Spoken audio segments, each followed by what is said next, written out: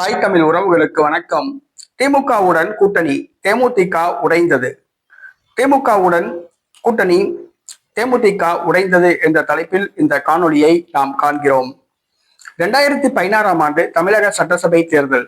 2016 ஆண்டு தமிழக சட்டசபை தேர்தலில் திமுக தேமுதிகவுடன் கூட்டணி அமைக்க பேச்சுவார்த்தை நடத்தியது, தூது அனுப்பியது.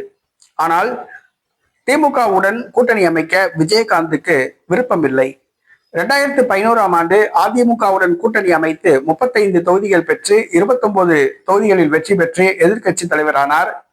ஆனால் அதிமுகவின் நடவடிக்கை சரியில்லை. திமுகவுடன் கூட்டணி அமைத்தாலும் இதே பிரச்சனை தான் வரும் என்று விஜயகாந்த் முடிவு செய்து திமுகவுடன் கூட்டணி அமைக்கவில்லை. அதற்கு பதிலாக மக்கள் நல கூட்டணி, வைகோ தலைமையில் உருவான மக்கள் நல கூட்டணியில் இணைந்தார். அவர் முதலமைச்சர் வேட்பாளராக அறிவிக்கப்பட்டார். 117 தொகுதிகளில் போட்டியிட்டார். அந்த தேர்தலில் தேமுதிக திமுகவுடன் கூட்டணி வைக்காத காரணத்தினால் மு.க.ஸ்டாலின் தேமுதிகவை உடைக்க முயற்சித்தார்.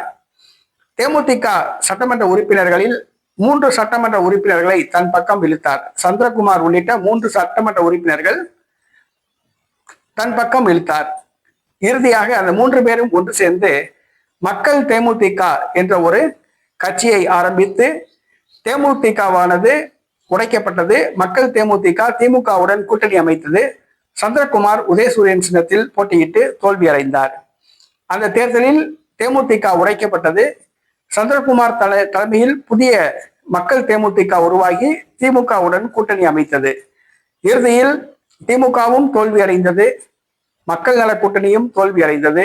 செல்வி ஜெயலலிதா மீண்டும் ஆட்சியை கைப்பற்றினார்.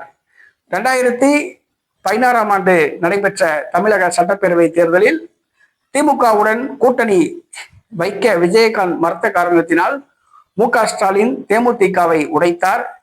அதில் 3 சட்டமன்ற உறுப்பினர்களை கொண்டு மக்கள் தேமுதிக என்ற ஒரு கட்சியை உருவாக்கினார். தேர்தலுக்கு பிறகு மக்கள் தேமுதிக திமுகவுடன் இணைந்தது. அந்த மக்கள் தேமுதிகவின் தலைவரான சந்திரகுமார் பின்பு ஈரோடு கிழக்கு இடைத்தேர்தலில் திமுக வேட்பாளராக போட்டியிட்டு வெற்றி பெற்றார் என்பது குறிப்பிடத்தக்கது. 2016 ஆண்டு நடைபெற்ற தமிழக சட்டப்பேரவை தேர்தலில் திமுகவுடன் கூட்டணி சேர மறுத்த காரணத்தினால் தேமுதிகவை மு.க.ஸ்டாலின் உடைத்தார் என்பது இன்னும் மறக்க முடியாத ஒரு விஷயம்.